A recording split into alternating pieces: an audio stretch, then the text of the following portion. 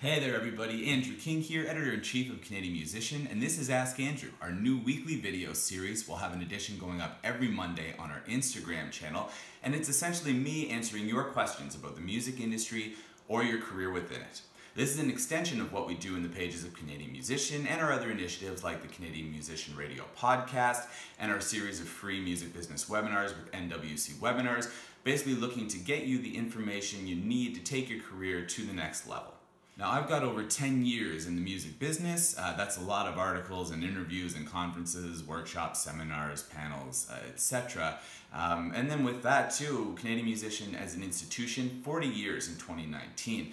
Even still, we're not going to pretend to have all the answers, but we know where to look and who to look to. So you can expect some goodies from really well-known artists and industry insiders as well that we're going to get and distill and bring to you to propel your career forward.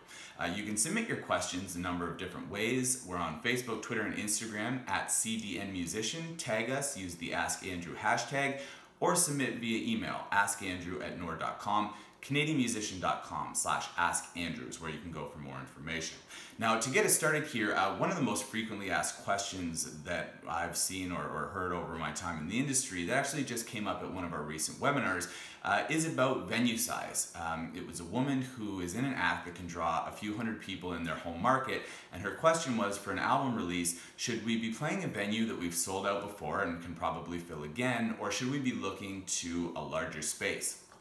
General rule here is better to fill a smaller venue to capacity than go for a bigger one and have some empty space. There are a few different reasons for this, but there are exceptions to every rule. We'll get to those shortly. What you're going to need to do is take this information and apply it as to what makes most sense for your particular project. So first off, yeah, a sold out room, you're creating a sense of demand and exclusivity. People inside are going to think they're part of something special. People outside are going to have fear of missing out, and you're going to basically be labeling yourself a hot commodity. Let's also remember the energy level in a packed room where everyone's forced to be in the same space, feeding off of each other, the crowd and you. It's going to be a reciprocal energy level, and it's going to be conducive to a really great show. Let's not forget too, saying that you sold out a show at whatever room it is something you can tout on social media, in your bio, etc.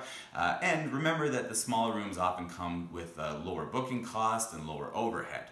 Now, as far as some reasons where you might consider breaking this rule, there's the reputation of the venue. If you have a chance to headline, say, Massey Hall or the Commodore Ballroom or West End Cultural Center, a venue that's got some clout nationally or in your area, that might be something you can add to your bio, and it might be more valuable to you than a sold-out show at a smaller club. Let's also remember the style of music here.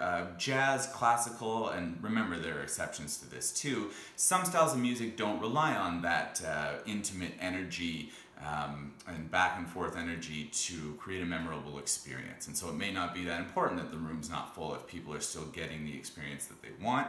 And last but not least, cost is going to change from incident to incident, but if you're looking at just maximizing your revenue from the show and all things are equal, $10 a head, 400 people in a 400 cap room versus $10 a head, 650 people in an 800 cap room, you might be generating a few extra $100 or $1,000, and if that's what you want, well, that's what you want. So there are some things to consider, but ultimately the rule is better to fill a small room to capacity than it is to have a bigger room with empty space. That's our first edition here. Looking forward to doing more. Remember to submit your questions, find out more. Go to CanadianMusician.com/askandrew, and yeah, this will be a lot of fun.